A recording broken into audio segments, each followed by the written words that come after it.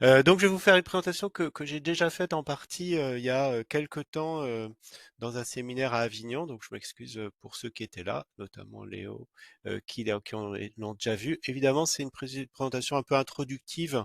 Il n'y a pas de travaux forcément récents, deux travaux qui seront eux beaucoup plus récents et toujours en cours de Léo Joubert et Sacha Piccione qui vont présenter dans cet ordre-là. Et on essaye de tenir le séminaire dans les 2 heures, 2 heures et demie éventuellement. Le but, c'est qu'il y ait une présentation d'une demi-heure, donc je vais essayer de m'y tenir. Et ensuite, qu'on puisse avoir des temps de discussion pour travailler ensemble. Alors, euh, alors en petite guise d'introduction, je vous rappelle, alors c'est wiki avec un seul i. euh, c'est Wikipédia, c'est pas seulement une encyclopédie qu'on utilise pour la plupart très souvent. C'est aussi un endroit où, eh bien, finalement, il y a toujours des demandes ou des critiques de ce système de production qui n'est pas assez ouvert, pas assez complet, pas assez inclusif, etc. Donc, on a un certain nombre de domaines de questions. Et puis aussi, on a des questions vis-à-vis de cet objet-là. C'est-à-dire qu'aujourd'hui, Wikipédia, on a des exigences. La société a des exigences sur cette plateforme-là qui doit présenter un certain nombre de choses. Donc, euh, donc l'esprit sorcier qui dit, bah, François Asselineau n'a pas sa page. Euh, Bon, c'était en 2015.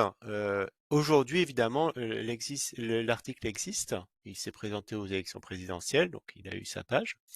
De la même manière, notre Premier ministre actuel avait évidemment sa page en français, assez récente, mais elle n'était pas traduite dans beaucoup de langues. Aujourd'hui, elle est traduite dans énormément de langues. Et on trouve ça normal. C'est une attente qu'on a de la plateforme à laquelle elle répond, mais en étant critiquée. Alors bon, il y a toujours aussi un peu des gens qui lancent des débats. Donc le cofondateur, hein, Change, qui dit qu'il n'a pas confiance en l'encyclopédie en ligne.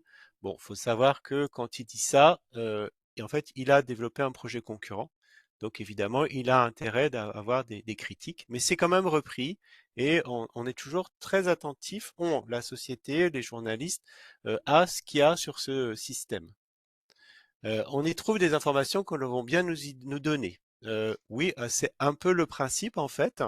C'est un peu comme ça qu'il l'a conçu. Donc pourquoi quelque chose qui a été conçu il y a plus de 20 ans comme un atout, même si c'est pas quelque chose qui a été choisi à l'origine, hein, eh bien est devenu une difficulté. Et en quoi le Wikipédia aussi diffère d'autres institutions, d'autres systèmes? Quand on accède à l'Encyclopédia Britannica ou au Monde ou à Minute ou à quel que soit le média, eh bien, on accède à l'information que ce média a bien voulu nous donner. Hein. Même Google, il sélectionne de manière peut-être automatique, mais avec des algorithmes qui disent ça c'est une information importante, ça c'est une information moins importante, donc je la mets plus loin. Ici, ça c'est une information qui existe, ça c'est une information qui n'existe pas. Donc la question, c'est quand on s'intéresse à Wikipédia, faut jamais oublier qu'il y a derrière toutes ces attentes-là de la société ou des médias qui disent bon, voilà, c'est jamais parfait, on trouvera toujours des critiques et donc on pointe des problèmes. Alors on peut toujours se poser de bah, pour qui c'est un problème, pourquoi c'est un problème au niveau de ces gens-là. Euh, et puis, finalement, est-ce que c'est important d'être sur Wikipédia? Est-ce que Wikipédia, ça représente l'ensemble de la connaissance accessible aujourd'hui, même de manière numérique? Donc, c'est deux questions hein, qui se posent sur le contenu, alors qui sont pas exactement au cœur de Congrès, mais qui sont quand même des questions importantes quand on estime ou quand on veut estimer la qualité de ce qui est produit. C'est un des objectifs de ce projet, hein, d'être capable d'analyser, de mesurer ou de définir des métriques sur la qualité, la robustesse, la comment dire, la couverture de ce que produit un projet en ligne, un groupe, un collectif. Et puis aussi sur sa position par rapport à l'organisation, la société qu'il sert. Donc, faut-il être sur Wikipédia? Ça, c'est d'un point de vue des individus qui veulent y être. Ou a-t-on un droit? Est-ce que, eh bien, on peut exiger que Wikipédia crée des choses, exiger en étant extérieur à ce projet-là? Euh, alors, en fait, le point, pourquoi il y a ce point d'achoppement, cet élément-là, c'est parce que c'est l'ambition du projet, hein, c'est bien une ambition universelle, alors qui n'est pas nouveau sur l'encyclopédie, mais qu'on arrive à rassembler l'ensemble des connaissances ou des informations qui sont disponibles, euh, qui ont été créées par les humains et qui doivent être mises accessibles pour le bien de la société et le bien du genre humain. Euh, et, euh, et ça a été renouvelé avec le numérique, en fait. Parce que bon, allez, je vous spoil pas, hein, mais en fait, les encyclopédistes n'ont pas réussi. C'est-à-dire que l'encyclopédie a permis la diffusion de la connaissance énormément, mais évidemment ne l'a pas rendue accessible à tous, ni toute la connaissance. Et donc, il y a à nouveau la déclaration de Berlin qui dit que, voilà, aujourd'hui, en fait, ça y est, on va y arriver.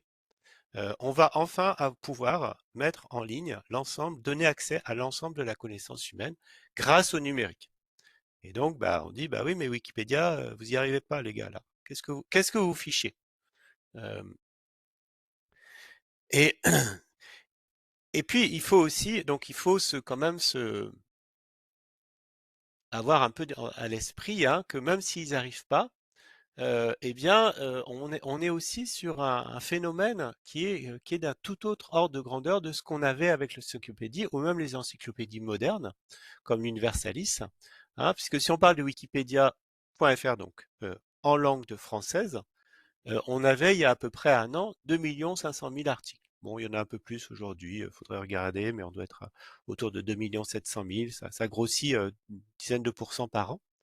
Donc on est à quelque chose qui est 50 fois plus gros que l'Encyclopédia Universalis, hein.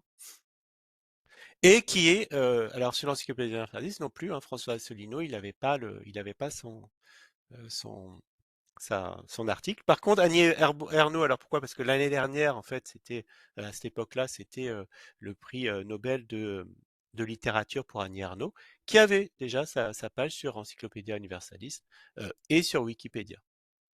Bon, la différence étant que dans l'Encyclopédia Universalis, c'est un professeur de littérature qui l'a rédigé, alors que dans Wikipédia, on ne sait pas, hein. Donc il y a cet élément-là qui est toujours présent, hein, malgré la taille du projet, malgré la qualité perçue des articles, notamment quand on va dessus, enfin, on connaît un petit peu le domaine, de la légitimité de ce qui est écrit, qui n'est pas une légitimité ex ante ou une légitimité d'expert, ce qui est ce qu'on fait souvent, enfin normalement, classiquement dans une communauté épistémique. Alors, je ne sais pas définir, mais une communauté épistémique, c'est une communauté d'acteurs qui a un but défini, qui est de produire collectivement une connaissance et donc une connaissance qu'on va définir comme une connaissance codifiée, c'est-à-dire qui va être produite et écrite euh, tous ensemble. Et donc dans ces communautés épistémiques, le rôle de l'expertise, le fait qu'on est légitime parce qu'on a une position, est d'habitude très importante. Et là, ce qui est intéressant dans Wikipédia aussi, c'est que justement, il n'y a pas cette expertise a priori qui dans la rédaction des articles. Alors,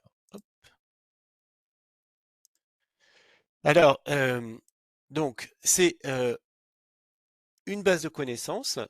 euh, En fait, c'est plusieurs choses. C'est une encyclopédie sur le savoir scientifique, les théories prouvées, hein. Vous n'allez pas sur Wikipédia pour défendre votre théorie, par exemple sur Wikipédia. Je n'ai pas fait l'article sur comment je pense que Wikipédia fonctionne, parce que c'est pas une théorie qui est prouvée.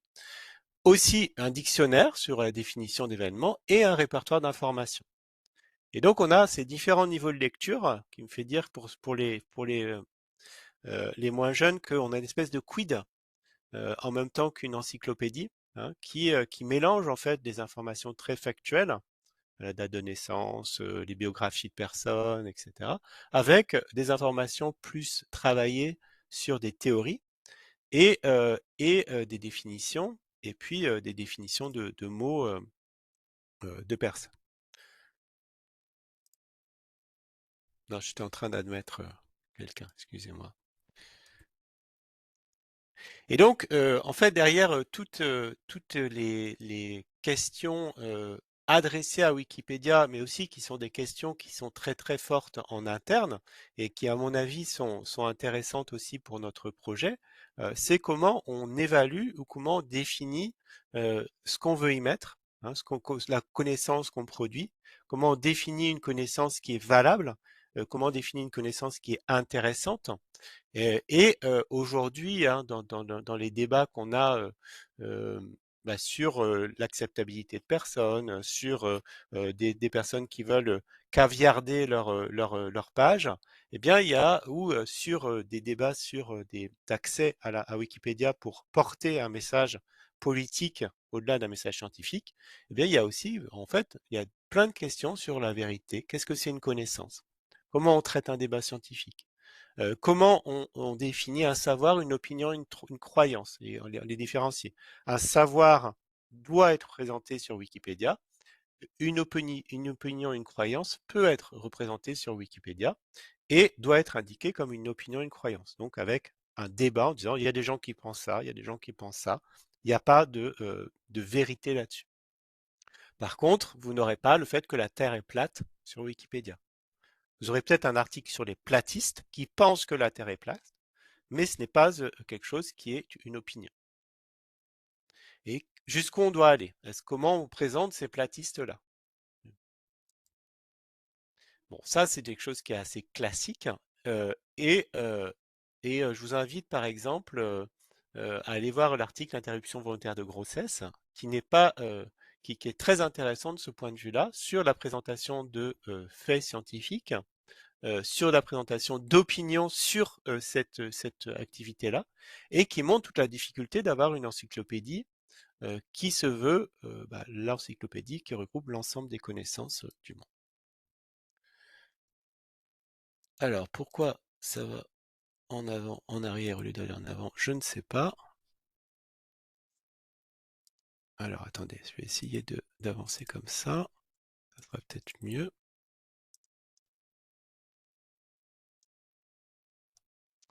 Euh, Excusez-moi, j'ai un petit problème technique. Voilà. Et donc, finalement, les questions que pose Wikipédia, elles ne sont pas tellement nouvelles d'un point de vue de la production de connaissances ou de la production du savoir. Elles datent de l'encyclopédie ou enfin de ce XVIIe siècle-là où on a commencé à réfléchir à la science et comme objet de vérité. Mais évidemment, ce qui est étonnant, c'est la taille, hein, de ce qu'elle propose, l'organisation, et c'est ça qui va nous intéresser le plus dans Congress et aujourd'hui, et puis aussi sa popularité. C'est-à-dire que c'est aujourd'hui quelque chose qui est devenu un site incontournable pour d'accès à l'information, mais aussi donc un enjeu en fait pour présenter une information. Ah voilà, ça remarche. Euh, alors je vais passer là-dessus parce que ça répète un petit peu ces questions-là. Euh, mais dans la partie organisation, hein, quand on construit un collectif en ligne, eh bien, on construit des droits de contribuer. J'y reviendrai tout à l'heure. Et en fait, ce que pose Wikipédia en termes d'organisation, c'est comment on répond à toutes ces questions qui vont se poser dans tous les collectifs. C'est qu'est-ce qu'on y met? Comment on fait pour avoir des règles qui permettent de savoir ce qu'on y met? Euh, Comment on écrit? Alors, dans Wikipédia, tout le monde a le droit d'écrire. Ok, tout le monde peut les faire, mais finalement, comment on va faire en sorte que ça soit vraiment possible, mais aussi qu'on va réguler ça. Une fois qu'on a dit que tout le monde peut écrire, on n'a pas le droit d'écrire n'importe quoi. n'importe qui. Et si on n'est pas d'accord, comment on règle les choses? Quels sont aussi les éléments qui permettent de proposer du contenu, de défendre du contenu? Hein, est-ce que c'est l'élément de la position, ce que je disais tout à l'heure, l'expertise? Ça joue malgré tout un petit peu dans Wikipédia. La source, qu'est-ce qu'on sait une bonne source? Comment on définit une bonne information? Ou, et quelque chose qui joue beaucoup, la connaissance des règles pour contribuer. C'est-à-dire que on peut plus facilement faire avancer ses idées, ses opinions, si on sait comment les rédiger dans le cadre de Wikipédia, notamment par rapport à des règles automatiques qui sont mises en place de plus en plus. Eh bien, finalement, on va se protéger du contrôle de ce qu'on appelle des robots ou des bots dans Wikipédia. Donc, l'information aura plus de chances de rester si elle est rédigée comme il faut, si elle est organisée comme il faut. Donc tout le monde n'est pas égal dans la contribution à Wikipédia. En fait, il y a des statuts qui se créent. Et il y a aussi qui se créent par le fait qu'on a contribué beaucoup, en fait, et donc on connaît ou qu'on est connu en tant que contributeur. Alors, au niveau des règles, par exemple, vous avez des règles qui organisent le travail, hein, comme la neutralité des points de vue, ce que je disais, c'est-à-dire qu'on doit pouvoir présenter des points de vue de manière égale à partir du moment où il n'y en a pas un qui s'impose par des éléments supérieurs, comme c'est un fait scientifique. Donc si c'est un fait scientifique, c'est une vérité, entre guillemets, et donc ça s'impose. Mais si on pense que sur ce fait scientifique, il y a des analyses qui peuvent être différentes, eh bien, il faut présenter ces différentes analyses. Définir ce que c'est une personne célèbre. À partir de quel moment vous avez le droit d'avoir votre page dans Wikipédia. Et puis, l'épreuve, comment on prouve finalement que le point de vue, c'est un point de vue, il est neutre, ou il mérite d'exister, ou c'est une personne qui est suffisamment célèbre, c'est-à-dire qu'il y a des sources.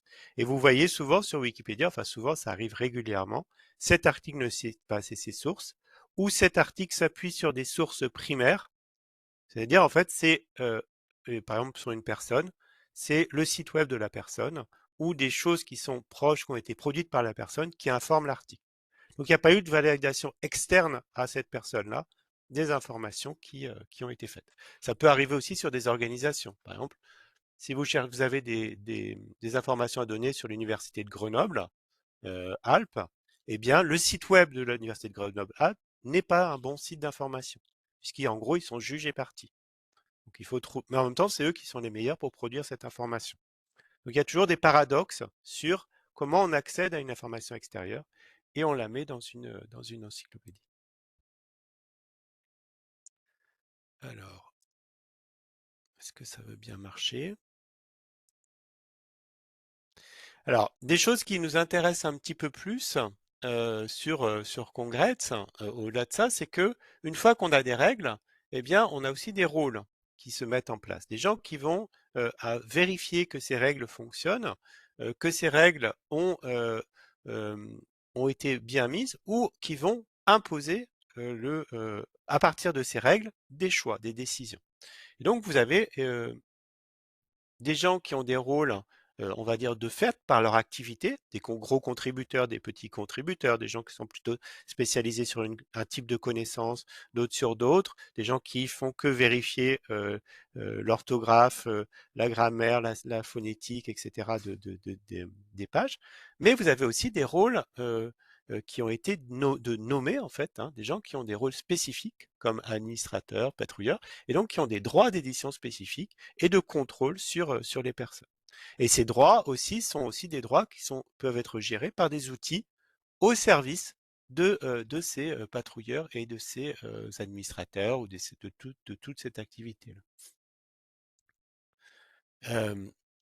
Et puis, il faut aussi savoir que quand vous avez donc des règles, des rôles, c'est pour intervenir dans des espaces. Hein. Le but à la fin, c'est quand même de construire des choses. On est sur une communauté épistémique. Donc, vous avez l'espace de production de l'article. Hein. Vous pouvez éditer un article. Mais en fait, vous avez plein d'autres espaces de co-construction ou de coordination pour pouvoir arriver à cette construction d'article.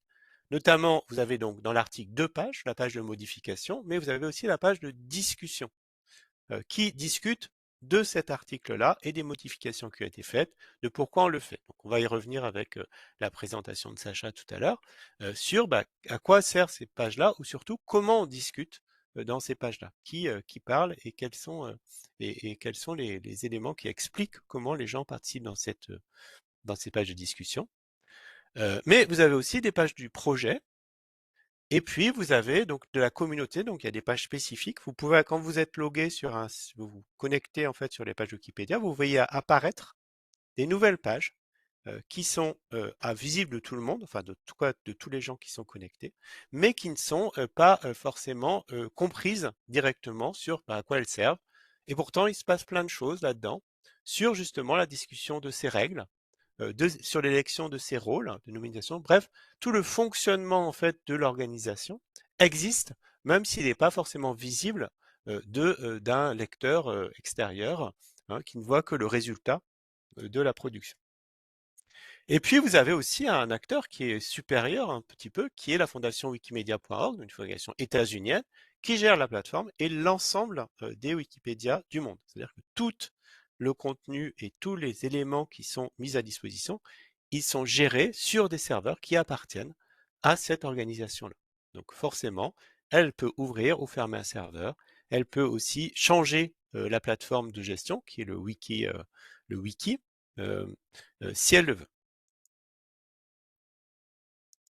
Donc en résumé, on a plein de niveaux de réflexion sur Wikipédia. On a pour les lecteurs effectivement un site de référence, et donc un site qu'il faut et va être capable d'évaluer ou de comprendre, parce qu'il est évidemment de référence mais assez hétérogène. Et pour les contributeurs, quel qu'il soit, c'est un enjeu, puisque le but, quand on contribue, c'est d'arriver à contribuer, c'est-à-dire de faire en sorte que sa connaissance, sa vision de la connaissance soit inscrite dans cet espace-là. Alors, pour que les gens le lisent, ou en tout cas pour que Wikipédia dise, qu'on puisse dire, bah, regardez, c'est dans Wikipédia, en gros, c'est moi qui l'ai fait, ou en tout cas, eh bien, dans Wikipédia, ma vision est présente. Et donc, on a toujours, alors, une première question qui, sans doute nous intéressera moins dans Congrès, mais qui est vraiment importante, parce que c'est quand même le but d'une organisation. Il faut toujours s'interroger à quoi ça sert, pourquoi on fait ça. C'est quelle information est présente, pourquoi et comment on l'utilise. On a un questionnaire là qui a été fait sur les lecteurs et les contributeurs, donc il y a cette partie-là qui est en cours de travail, mais c'est comment on utilise, comment on accède à cette information, comment on la comprend, etc. Mais évidemment, ce qu'on va beaucoup travailler dans Concrète, c'est ça, c'est comment cette information est produite. Finalement, comment on fonctionne, comment on fait un projet qui est si énorme et qui continue à fonctionner malgré un certain nombre de critiques, et qui est attaqué tout sans arrêt pour des problèmes de contenu, pour des problèmes ou directement, hein, qui est vandalisé par des acteurs. Alors, je vais passer là-dessus. Donc pour moi, il y a deux, il y a deux défis, hein, un peu pour Congrats. Il y a un défi qui est que Wikipédia peut nous permettre de mieux comprendre les grands principes d'un système sociotechnique qui produit de l'information ou de la connaissance. Et puis, c'est aussi je pense que c'est assez important. euh, Ça doit permettre aussi de mieux discuter des enjeux pour Wikipédia, donc aider cette plateforme à mieux fonctionner, ou de Wikipédia.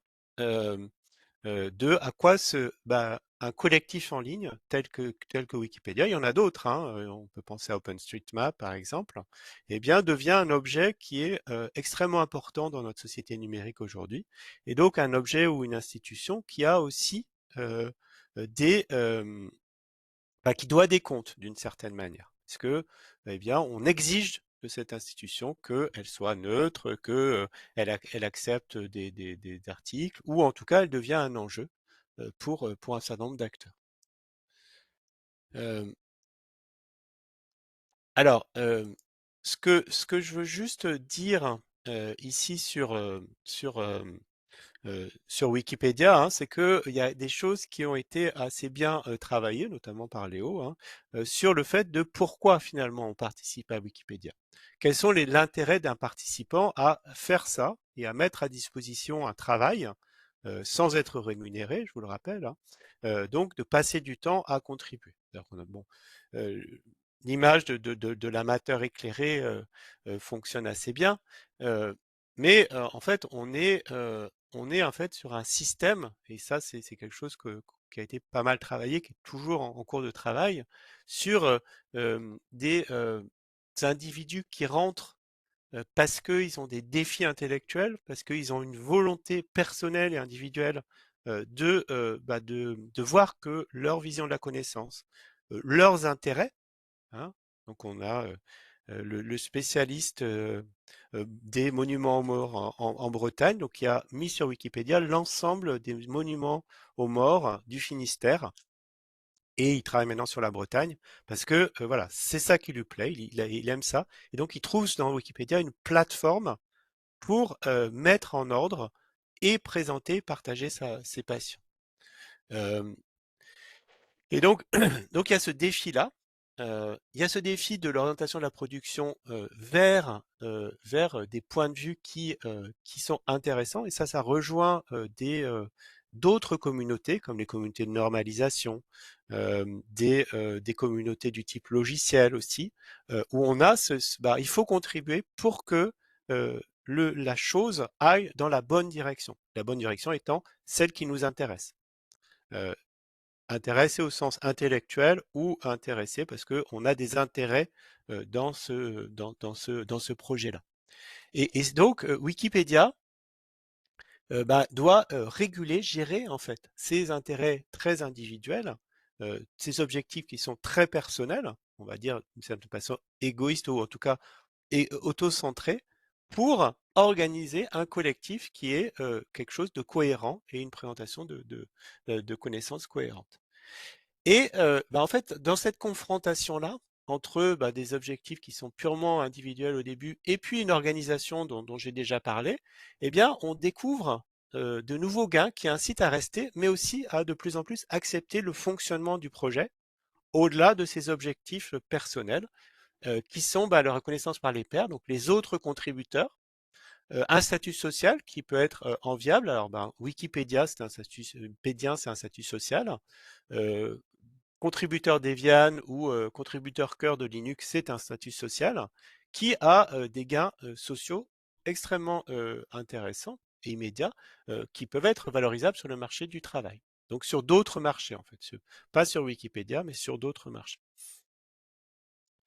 Euh, alors, bon, de mon point de vue, en fait, c'est des choses qui sont assez classiques sur les motivations individuelles à participer, hein, qui sont enfin, assez classiques en tout cas en psychologie sociale, donc sur les questions d'autonomie, de compétences, et puis de besoin de en relation avec autrui, de reconnaissance finalement de ce qu'on fait sur le plus long terme.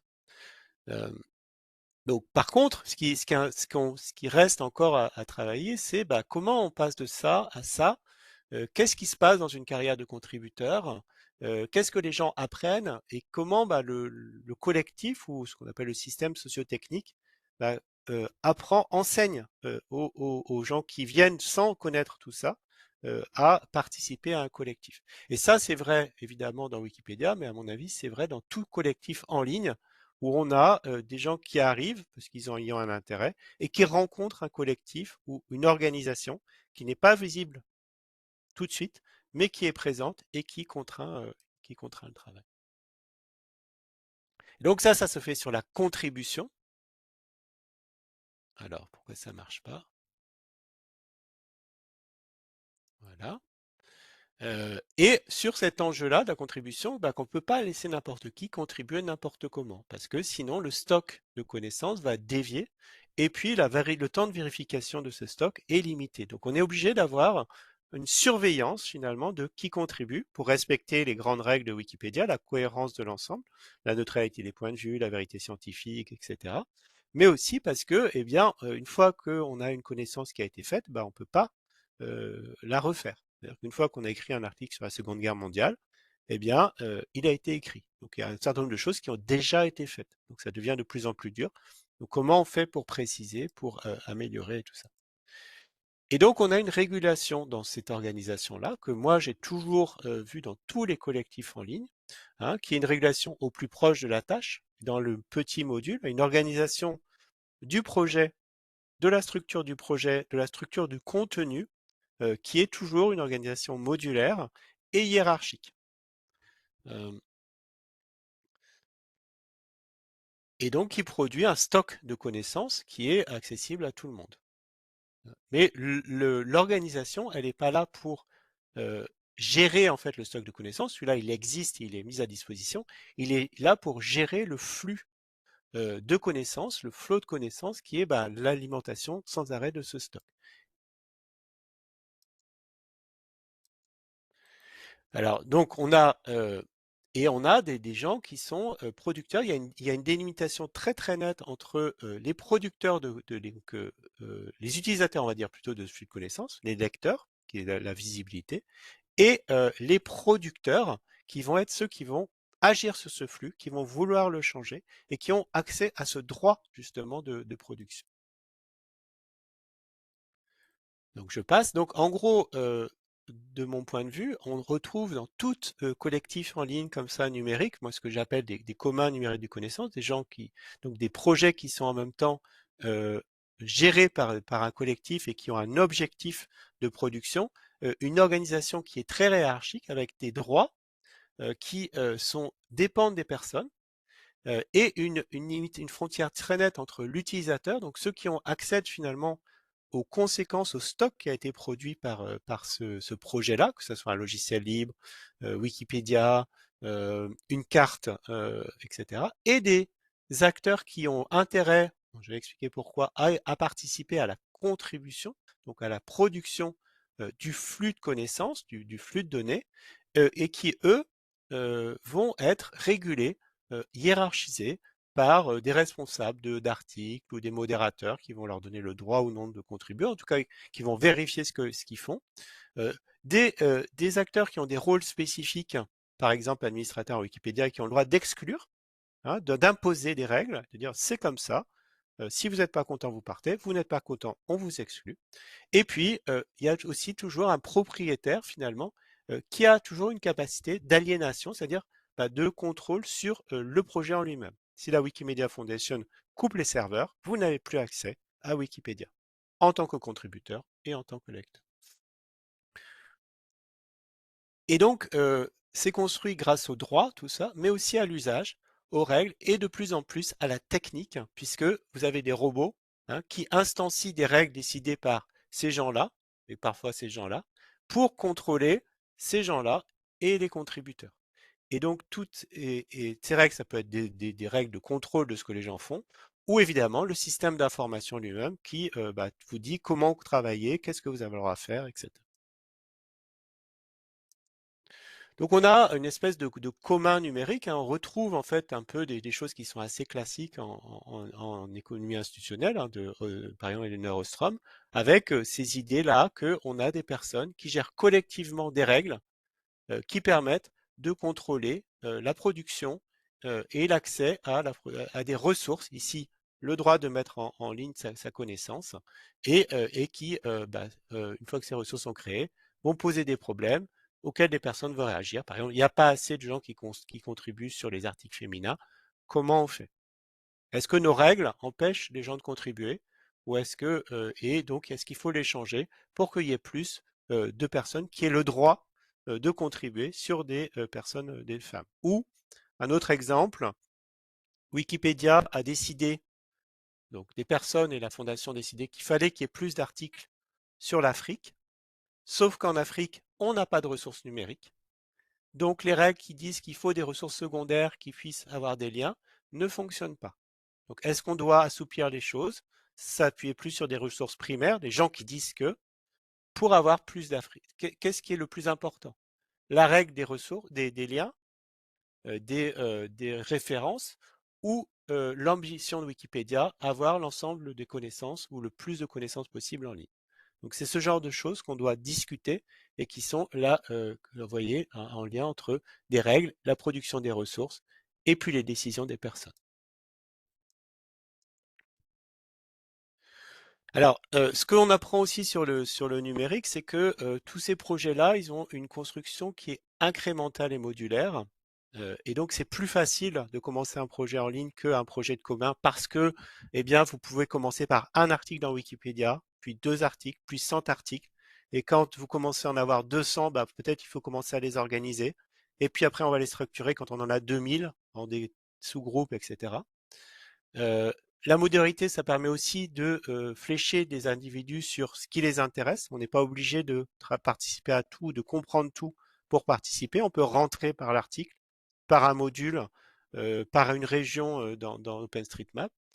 Et aussi, évidemment, on a un système d'information, des plateformes technologiques qui permettent de contrôler, d'organiser, de faciliter la participation, ce qu'on n'a pas forcément de manière très facile quand on est dans le monde physique.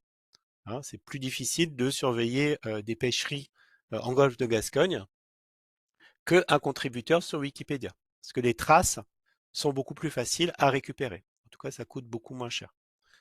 Même si on a des avions aujourd'hui pour surveiller les bateaux de pêche, voilà, ça reste difficile. Euh, tous ces collectifs, ils organisent une régulation qui est privée, au sens où c'est un groupe de personnes qui s'auto-organisent, enfin s'auto-organisent et qui décident collectivement d'objectifs. Il n'y a pas de discussion ou de choix public de loi qui disent il faut que ça soit dans Wikipédia, soit comme ça. Euh, Aujourd'hui, il y a des débats sur l'école. Dans l'école, il y a des lois, des textes qui disent, voilà, on doit apprendre ça, on doit faire ça. Ça n'existe pas.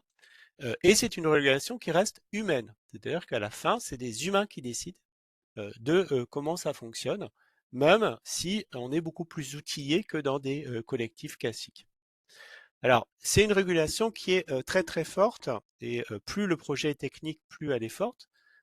Donc, a priori, c'est-à-dire il y a évidemment un filtre à l'entrée. Tout le monde ne peut pas contribuer à Wikipédia, au-delà des problèmes techniques, d'avoir un ordinateur, etc., de savoir lire. Eh bien, il faut comprendre ce système d'information, comment ça fonctionne, comment on a le droit d'éditer. Si on fait quelque chose, quelles en sont les conséquences?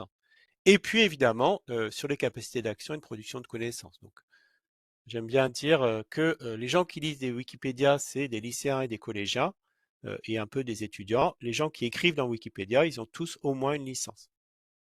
C'est un petit peu exagéré, hein, mais en gros, ça vous donne une image qui est assez juste du partage entre lecteurs et contributeurs.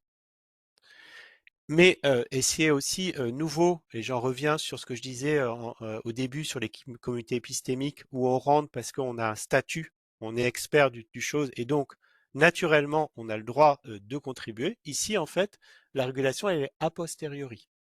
On contribue, et puis le système socio-technique accepte ou non votre contribution. Donc vous devez faire, proposer, et vous voyez bien si ça marche ou pas. Alors, donc on contribue, on vérifie avec des bots, des droits dans le SI, mais alors c'est aussi parce que l'action peut être effacée finalement sans conséquence, hein. On revient à ce qui était fait avant. Quand vous construisez un pont et que vous devez le détruire parce qu'il a été mal fait et tout ça, c'est beaucoup plus coûteux en termes d'action collective et de vérification. C'est pour ça qu'il y a beaucoup plus de contrôle a priori sur ce qu'on doit faire. Alors l'action peut être effacée sans conséquence, c'est vrai pour le projet, c'est aussi vrai pour la personne. Si je me suis trompé, si j'ai mal fait, eh ben, le système va m'effacer, je peux recommencer. Et donc c'est aussi assez libérateur en termes d'entrée parce que, eh bien, finalement, la faute, elle est sanctionnée beaucoup plus rapidement, mais elle est aussi moins euh, socialement sanctionnée, on va dire. Alors je vais passer là-dessus. Donc, ce qu'il faut retenir un petit peu, c'est que, eh bien, dans ces projets-là, il y a un coût de la régulation qui est par rapport aux communs classiques ou aux organisations collectives classiques, qui a été déplacé énormément sur les entrants. C'est-à-dire que il faut faire un effort pour être évalué.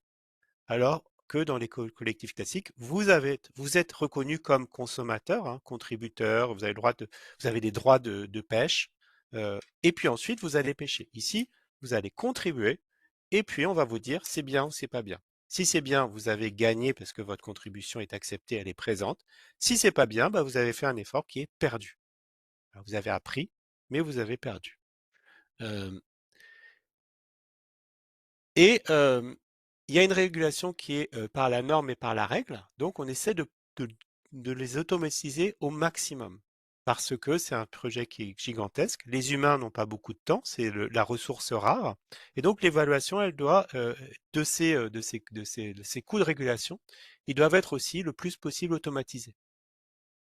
Ce qui rend, et ça c'est un problème qui à mon avis intéresse Congrès, qui intéresse aussi le PC3, ce qui rend l'apprentissage des règles compliqué. Parce qu'en fait, vous contribuez, hop, vous êtes effacé dans la seconde, vous ne savez pas pourquoi. Il n'y a pas de système qui vous dit ah bah tu t'es trompé ou tu devrais faire comme ça, etc.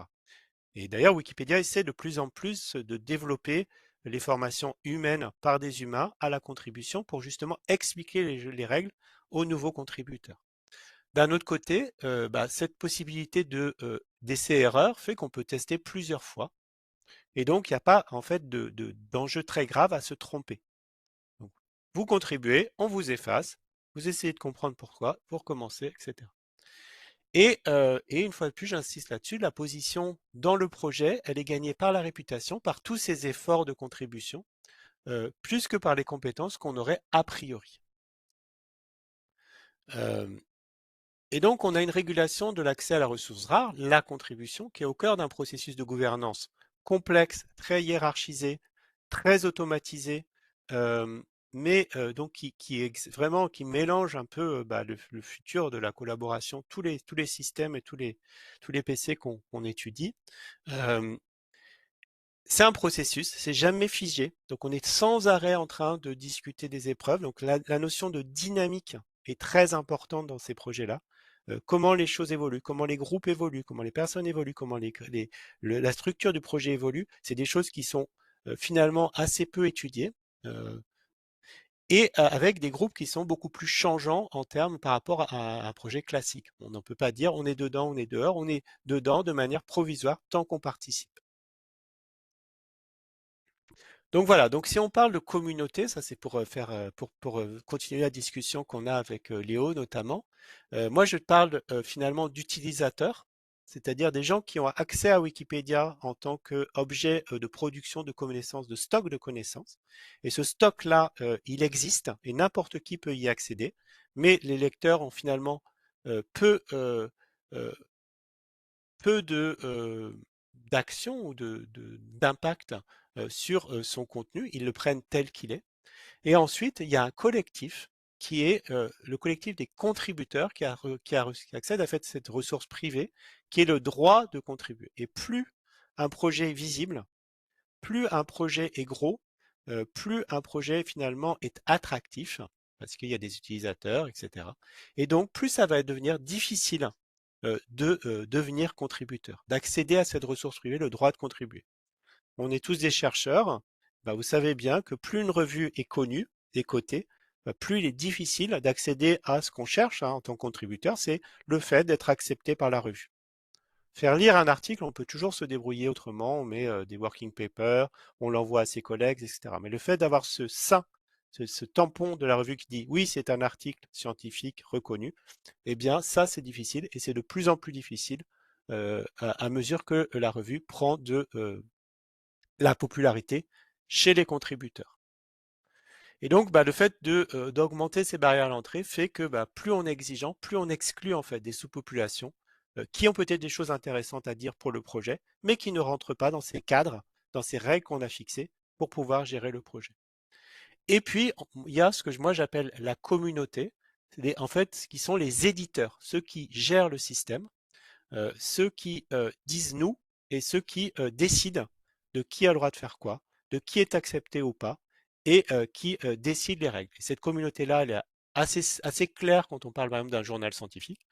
C'est les éditeurs et les évaluateurs que les éditeurs nomment. Elle est beaucoup plus floue dans des collectifs ouverts du type Wikipédia, logiciel libre, parce que, eh bien, c'est des choses qui sont sans arrêt remises en cause. On peut dire nous si on le dit.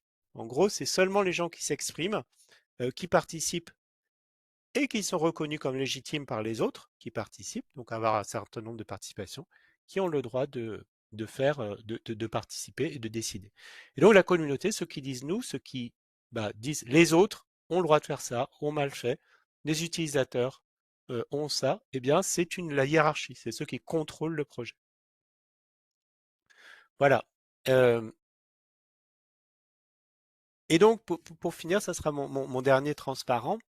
Il y a une relation qui reste très organisationnelle et qui, à mon avis, est au cœur de ce qu'on essaie de travailler dans Congrate, qui reste sur de l'ajustement mutuel pour les niveaux les plus élevés de la hiérarchie, pour la communauté, mais aussi de temps en temps au niveau de l'article. On va avoir un exemple tout à l'heure avec la présentation de Sacha.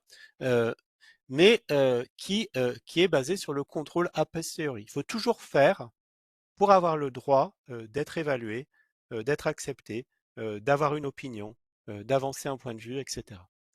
Et il faut toujours faire, il faut sans arrêt aussi faire, parce que bien on a des évolutions sans arrêt entre les différentes étapes et une frontière poreuse entre les statuts, parce que il y a toujours des gens qui rentrent, mais il y a aussi toujours des gens qui sortent. Et donc il faut sans arrêt renouveler. Et plus le projet est gros, plus il va falloir renouveler, faire vivre ce projet et accéder à des nouvelles ressources. Quand on veut produire de nouvelles connaissances, des nouveaux domaines, eh ben, il faut trouver les gens qui sont compétents ou qui ont envie de produire ces choses-là. Euh, et donc, au-delà de ce lien entre participation, organisation et statut, à mon avis, ce qui, un peu les objectifs qu'on peut avoir sur Wikipédia et sans doute dans les collectifs en général, c'est de questionner ces points de vue-là d'un point de vue dynamique. On a souvent tendance à regarder un moment figé dans le temps qui fait qui a fait. Mais ce qui peut être intéressant, c'est comment les gens évoluent dans ces projets, le lien entre euh, développeurs, contributeurs et apprentissage des règles, position dans le projet et puis gain externe à être dans ce projet-là. En partie ce que Léo va présenter, je pense. Et puis aussi l'évolution des collectifs. C'est pas seulement des individus, mais il y a des groupes, des sous-groupes qui s'intéressent à des domaines, des sous-groupes qui contrôlent le projet, qui discutent, qui évoluent, voire des projets en général, hein, différentes étapes d'un projet. Quand on est petit, on n'a pas besoin de beaucoup de règles, on n'est pas visible. Quand on devient gros, il faut mettre en place des règles, il faut filtrer de plus en plus, etc. Comment on s'organise pour ça? Donc ces différentes étapes-là, c'est un peu ce que Cécile Botorel avait présenté dans son proposition de réponse à l'AMI il y a un mois, donc. Et je pense que c'est aussi quelque chose qu'on doit travailler beaucoup plus dans ces années à venir. Et voilà, alors je suis désolé, j'ai pris évidemment beaucoup plus de temps que prévu. Euh, mais j'espère quand même que c'était intéressant et que éventuellement vous avez deux, trois questions. De toute façon, c'est enregistré. On peut en débattre avant les présentations de